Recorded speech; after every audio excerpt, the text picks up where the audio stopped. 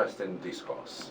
For those who followed last week, we spoke largely about slave trade, and noting specifically that beyond the transatlantic slave trade that happened in the world at the time, we had our own type of slave trade within our own territory, in our own country. We'll expand on that a little. I will conclude that discussion a little later on the show today. But today, like I always say, that the People's Creative Empowerment International is not just another organization. They are one that looks to train people in different facets. Today, we're going to expand a little about what the People's Creative Empowerment International does, and also add on to what they are doing on the 14th of March. Specifically, they are collaborating with Global Healthcare United Kingdom to bring you some training that would afford you the opportunity to be certified a home care giver. The Reverend is always here with us every single Thursday. Reverend Toby Mamani. Doctor, good to have you. Thank you for joining us. Thank you, Charles. Good morning. All right. Speak to us a little more about this particular part of the PCEI, that's the People's Creative Empowerment International. Yeah, our motto is empowering the grassroots creatively. So we are looking for some creative ways to empower the army of youths that are roaming the streets. When they finish school, they don't have much to do. So, but of course, the school training is different from some of the practical skills that are needed in order to function effectively.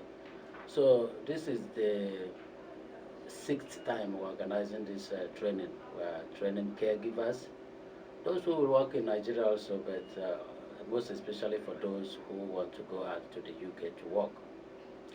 But there are some requirements that are needed. Yeah. So we help them to give them the first basic training and certify them. The trainers, this training is on Zoom, so the trainers are from the UK. Okay. We have asked them to allow us to do the training here alone, but they said no, that Nigeria, they cannot trust how we conduct it. You see how we have been reduced.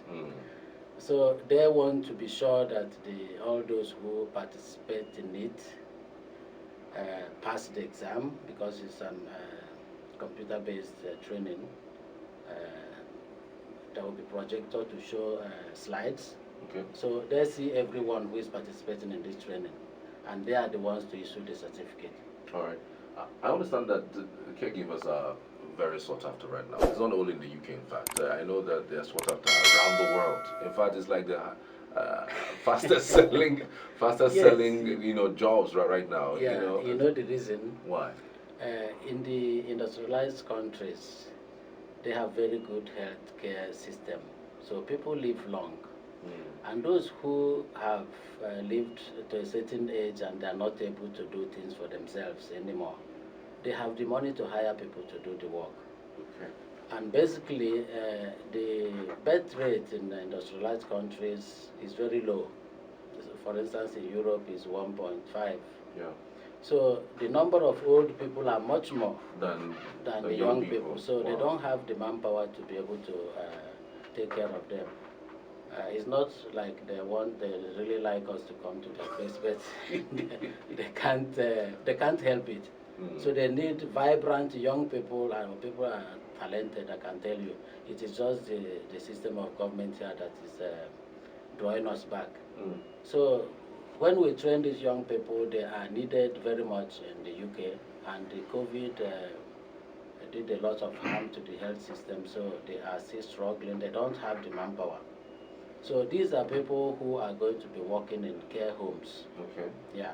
So the training will actually be ongoing. When what they just need here is the basic one.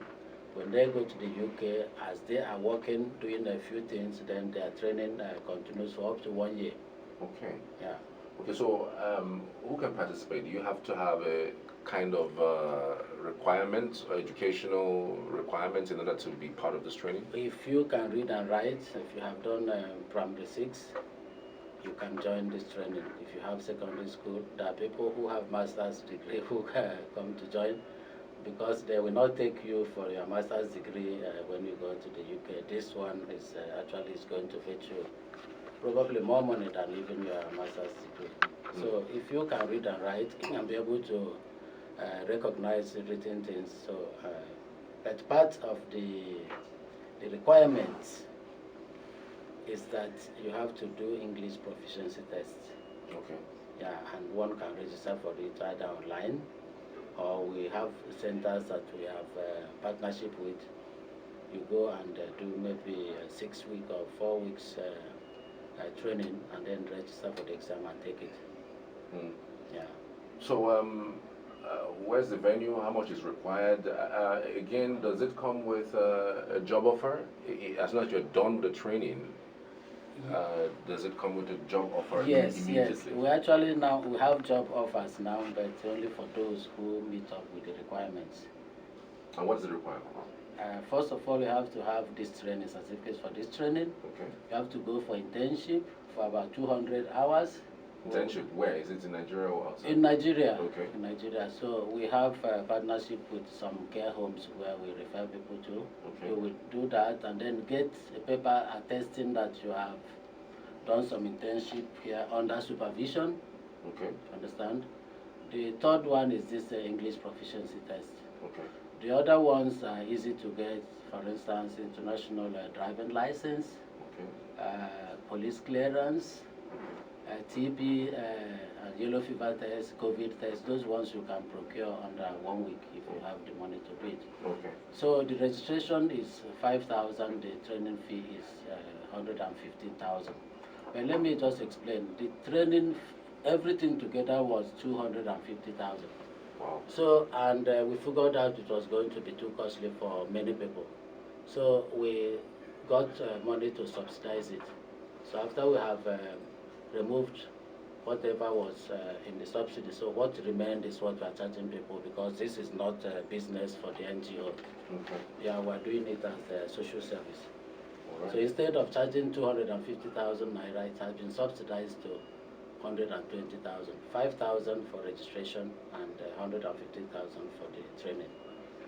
The venue is at St. Mary's Catholic Church, Transekulu, in the hall there.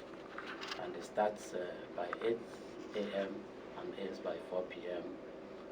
Tuesday to Saturday, 14th to 18th of March, 2023.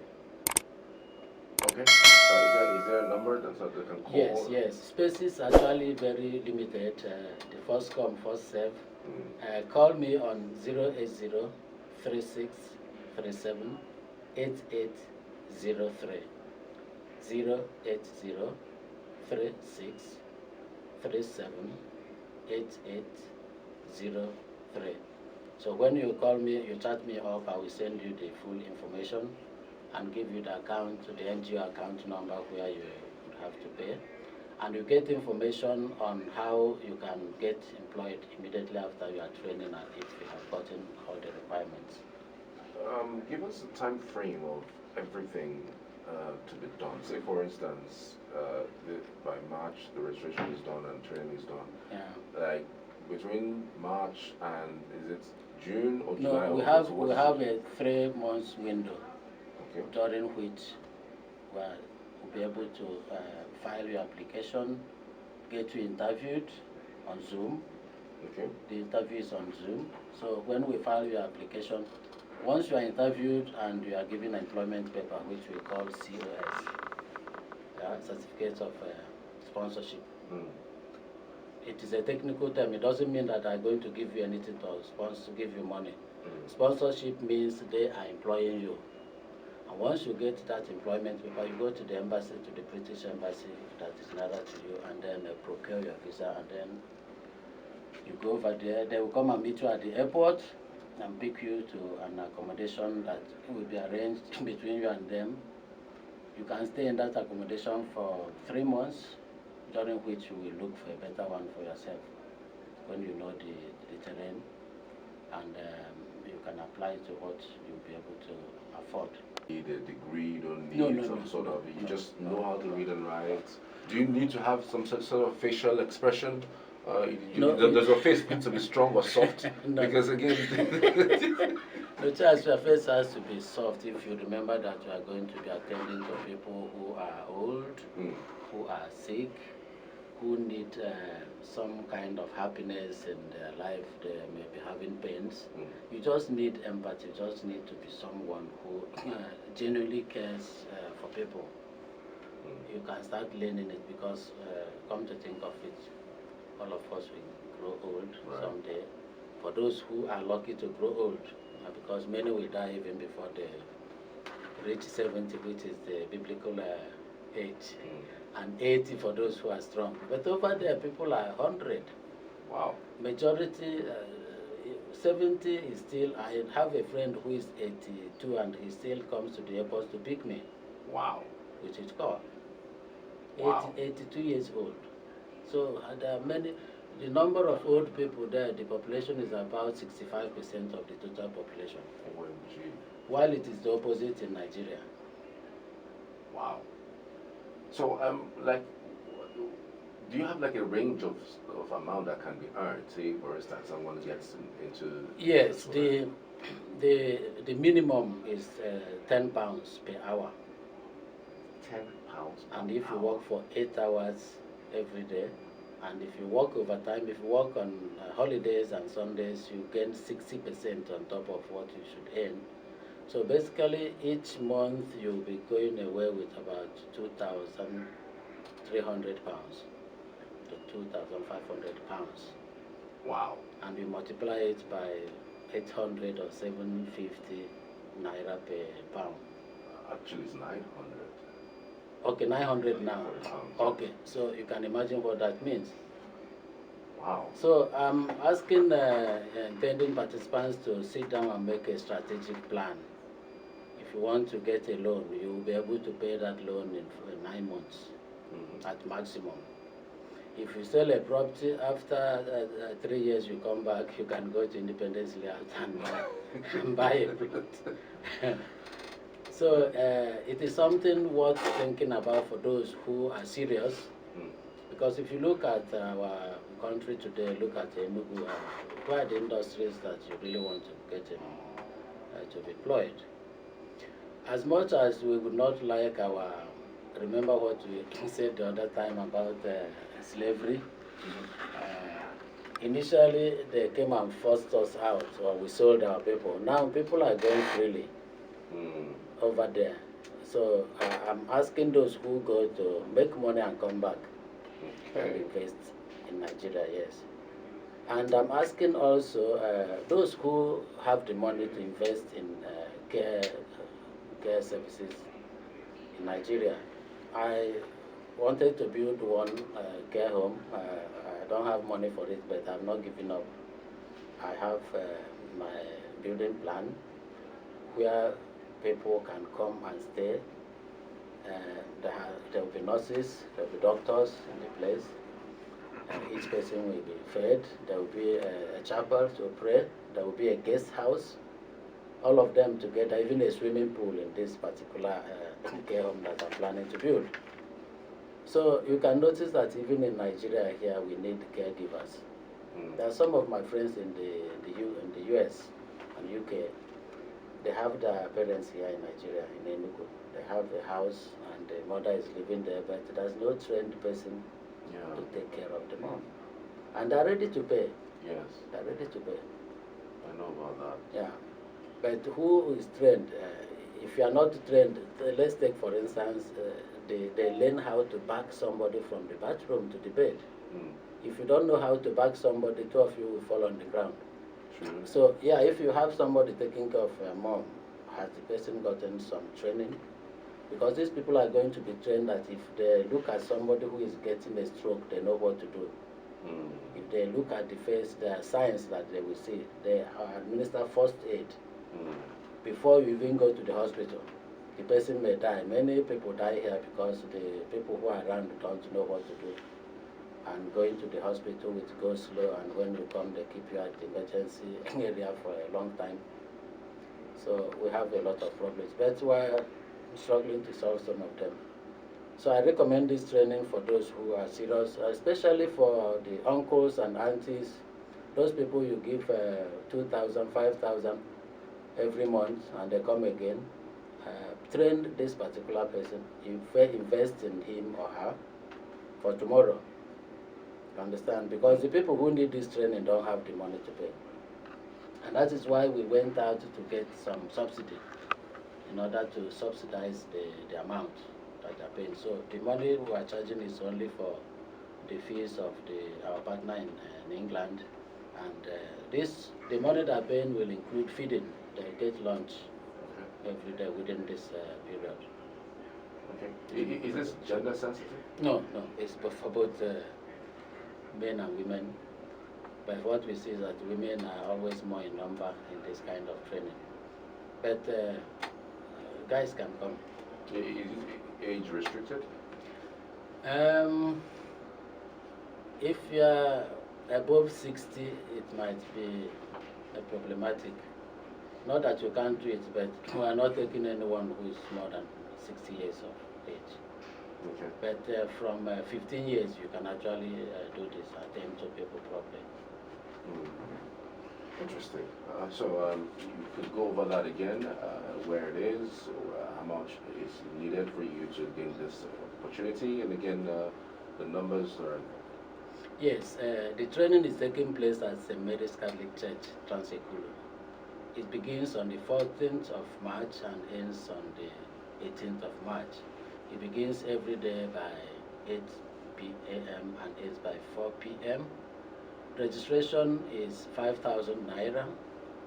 Training fee is 115,000. So altogether it is 120,000 instead of 250,000. I have to mention that we were glad to get some subvention to be able to carry out this training without charging the credit. And my number is 08036378803.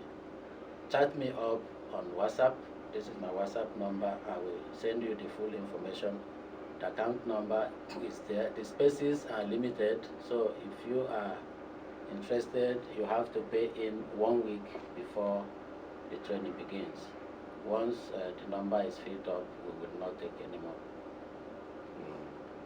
All right. So this particular program is brought to you in collaboration with Global Healthcare United Kingdom, just in case you want to become a certified nursing aide. The issue has always been whether you are certified or whether you have any certificate backing your strength or your ability in helping and keeping people safe within an environment. So you have that opportunity here in Enugu State, brought to you by the People's Creative Empowerment International here in Enugu State. Yeah, let me just say that for the people we call Nurse Eliza, if you understand. Right. So they don't have any paper. If you have done some training as Nurse Eliza, you can come and be certified and learn a little more and have some paper you can show, because the paper will indicate what and what you have learned and what you're able to do, the certificates that you are going to get. You can also train people who are taking care of your parents here. Not all of them would go to the UK. So we're also training people who are going to be able to work here in Nigeria. All right. It's interesting. So we're switching gears now. Remember, you can ask questions with this one. I mean, so we're just going to put them all together. Last week we kicked off a conversation regarding slave trade and how it has affected us here in Nigeria. We're going to do a little recap regarding that and then get us into the other portion of the discussion, which is the feudal system of the modern era. All right, so let's get back to you, Reverend. Thank you very much. Last week we mentioned about 7 different ways in which slaves were procured in those days. And we mentioned that one was kidnapping and raiding. So slave dealers, they go and kidnap people in the night. They hide in the bush, and when people are passing, they kidnap the place and raid the place. The Arrows did a lot of this. The Arrow people who were enslaved themselves, but then they became slavers. And they went to all parts of Igbo land to procure slaves. The Arrow of which part now? The Arab people of The Arab people are the same. Those Arab Chuku and Arab Arab Chuku. Bishop. Yes, we also have Arab Boto here in Bakaliki, Okay. in Ebonyi State. So the arrows are spread in many places, Okay. and it was during this period that spread came. They are everywhere in Igbo land. There are many towns that people don't even know that were founded by such people, you know. So the second one was through war. When there is a war, people go to war, and whoever they capture, they are not able to kill the person. They bring the people back home and enslave them, and they work for them. The third one was like for a punishment. If you commit a crime, the person could be sold as a punishment for this particular crime. Failure to pay a debt. If you are owing me and you can't pay, the person can actually sell that person or enslave the person. You can also go to, in those days, go to a slave market and purchase a human being. In those days, there are strategic markets where people could go and buy slaves. The sixth one was by burning. I mentioned that if you are owing me and you are not able to pay, you give me your son to hold until you pay. And if you don't pay, your son becomes a slave in my house. Wow. And eventually I could do whatever I wanted to do with the person. The last one, which is the seventh one, is when people become slaves, when they are used to pay tribute. In those days, there were sectional intertribal wars. Those who have defeated the other group, defeated group would have to come to pay homage. And part of the things they bring when they're coming are human beings. They may bring 100 people to go to the people who defeated them to say, well, we have come to pay homage. This is a tribute. In addition to money and other things. So human beings can be used to pay tribute. So these were normal. These were normal, in yes. those days. Yes, in those days, yeah. These were 7 different ways in which one can become a slave. Another one too could be if one is feeling that one could be taken into slavery far away, you can go to a rich man and submit yourself to him and say, let me be your slave. Protect me, please. And the man says, okay, stay and work in my farm. You will have all the privileges that other ones have. So he didn't go to the market to buy him, but this person has submitted himself. And we made a distinction between Osu and Ohu. Ohu simply means a servant.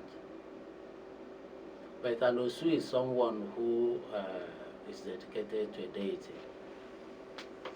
It's actually meant to be killed, to be used to appease that deity, but sometimes that person is not killed.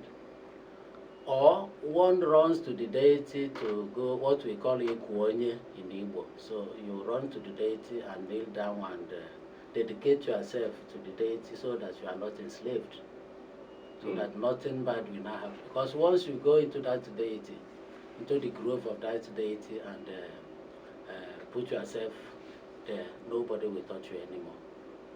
The person now will become, to a certain extent, an outcast. The person might be the one doing the ritual things for this deity and lives there. So there's a big distinction between an Osu and an Ohu, or a slave. A slave can redeem himself. We remember one Igbo man from Olu side, Olauda. Iguano was enslaved in the 17th century. He went to the US. Later he came back to London and freed himself, paid his master back, and went to school, wrote some books, from where we have gathered, because he recollected how he was taken away from Igbo land. So his books, or one of his books, has remained a kind of source material to look at what happened in those days. So a slave can actually redeem himself and become free, be integrated. In many places, some have been integrated into the family of those that they worked for. Wow. So, what kind of government existed then? What kind of traditional rulership was up at that time? Um,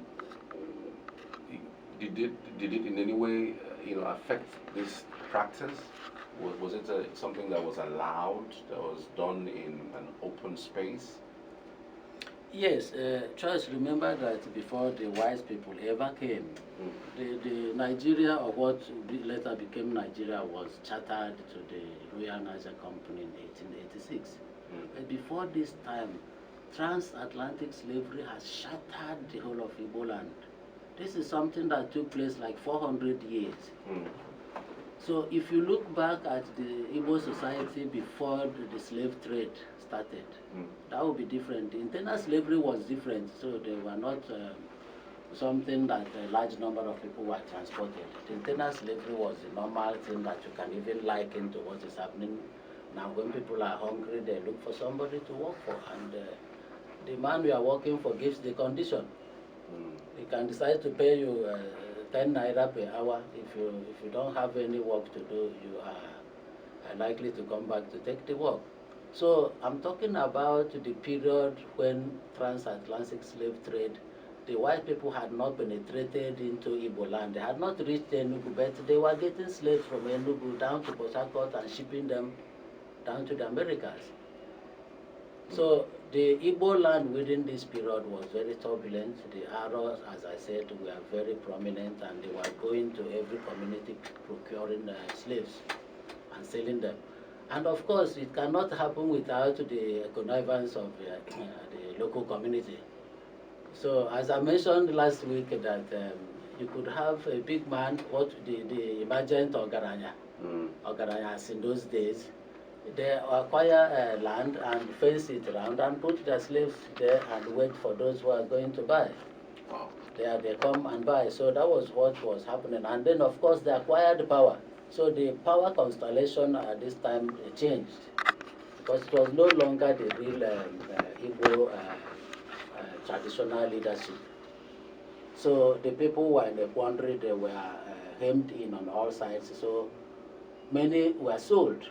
And I told you that the black people who are in the US don't like us at all, because they say we sold their grandparents to the Americas. So the system, we have to be careful when we are looking at the Igbo traditional society. We have to put it in timing. When they eventually penetrated into Enugu here in 1909, when Enugu started